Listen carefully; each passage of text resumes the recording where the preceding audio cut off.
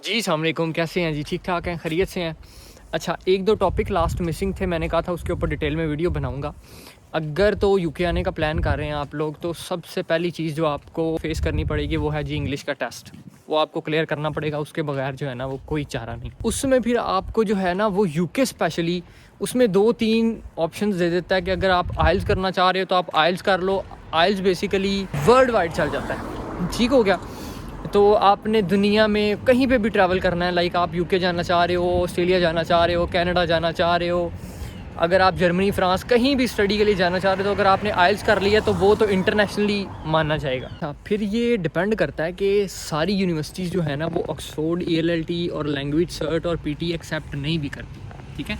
कुछ यूनिवर्सिटीज़ होती हैं उसमें जो आपका लैंग्वेज सर्ट एक्सेप्ट करती हैं, कुछ होती हैं जो PT भी एक्सेप्ट कर लेती हैं, कुछ होती हैं ऑक्सफोर्ड कर लेती हैं, और कुछ मोस्टली थकी हुई होती हैं जिनका सिर्फ मकसद सिर्फ पैसा ही कमाना होता है, तो वो सारे एक्सेप्ट कर लेती हैं। आपने लैंग्वेज सर्ट किया हो, ऑक्सफोर्ड किया हो, ठीक है, कोई भी किया हो, तो वो सारे के सारे वहाँ पे एक्सेप्ट हो जाते हैं, उसके लिए कोई प्रॉब्लम नहीं है, ठीक है। अच्छा, इंग्लिश वाला मामला क्लियर हो गया। अगले स्टेप पे हम लोग आ जाते हैं। जब हमने इंग्लिश कर ली क्लियर, उसके बाद नेक्स्ट हमने काम करना होता है, हमने यूनिवर्सिटी सेलेक्ट करनी होती है। अब हम लोग एक सबसे बड़ी गलती ये करते हैं, यूनिवर्सिटी सेलेक्ट करते हुए हम लोग ये नहीं देखते किस सिटी में है, ठीक है, किस टाउन में है, वहाँ पे अकोमोडेशन की क्या अवेलेबिलिटी है, वहाँ पे जॉब के ऑप्शंस कितने हैं। ये चीज़ें हम देखे बगैर हम ये देखते हैं कि यार हमें कुछ सस्ते में अगर मिल रहा है ना, तो हम कहते हैं यार यहीं पे कर लेते हैं, कोई प्रॉब्लम नहीं है, बाद में जाके सारा कुछ मैनेज हो जाएगा। लेकिन भाई यहाँ पे आके कुछ भी मैनेज नहीं होता, ठीक है। हम लोग यूनिवर्सिटी के ऊपर रिसर्च नहीं करते, हमें कंसल्टेंट जो भी रेफ़र कर देता है कि यार इतनी फ़ीस है, हम उसी के पीछे लग जाते हैं कि यार तुमने बता दिया तो आप हमारे अब्बा हज़ूर हैं, आपने जो बता दिया है वो सब परफेक्ट है, ऐसा नहीं है। कंसल्टेंट और जो एजेंट्स होते हैं बेसिकली वो सोच रहे होते हैं कि भाई मेरा कमीशन, मेरा बोनस कहाँ से मुझे ज़्यादा मिलेगा, वो आपको कहीं पे भी घुसा देते हैं, ठीक है।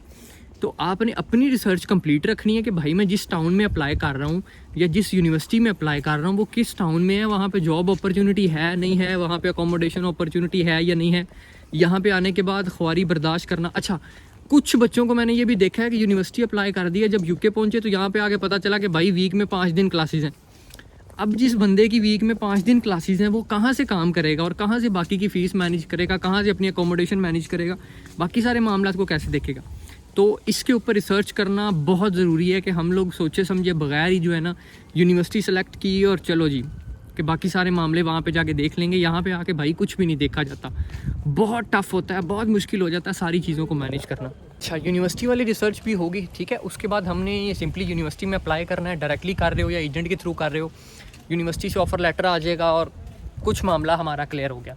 मोस्टली यूनिवर्सिटीज़ की सबसे पहली रिक्वायरमेंट यही होती है कि भाई आपके जो है ना जो प्रीवियस डिग्रीज़ आपने की हुई हैं उसके डॉक्यूमेंट आप सबमिट करवाते हो, आप इंग्लिश का टेस्ट सबमिट कराते हो, वो आपको अनकंडीशनल ऑफ़र लेटर इशू कर देते हैं इसी 2 चीज़ों की बेस पे। कुछ यूनिवर्सिटीज़ आपसे डिमांड करती हैं, उनकी कोई और रिक्वायरमेंट होती है, कोई ऐसी इंटरव्यू रख लेते हैं, कोई और मामला कर लेते हैं, ठीक है। मोस्टली यही होता है कि ये 2 चीज़ें वो डिमांड करते हैं, उसके बाद आपका जो है ना वो मामला वाइंड अप हो जाता है, आपको वो अनकंडीशनल दे देते हैं। जब यूनिवर्सिटी ने आपको अनकंडीशनल ऑफ़र लेटर दे दिया है तो आपका तकरीबन काम कंप्लीट हो गया, ठीक है।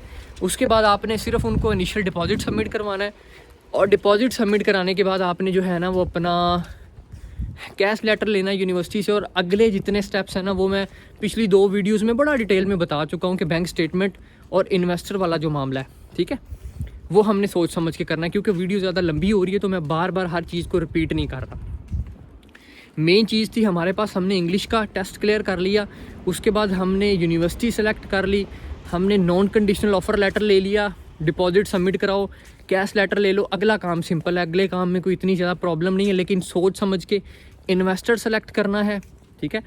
बैंक स्टेटमेंट स्टार्ट करनी है, 28 दिन की स्टेटमेंट होगी और चलो जी खली बली काम ख़त्म हो गया। फिर लास्ट पे हमारे पास चीज़ आती है, वो होता है हमने जो बायोमेट्रिक की अपॉइंटमेंट लेनी है।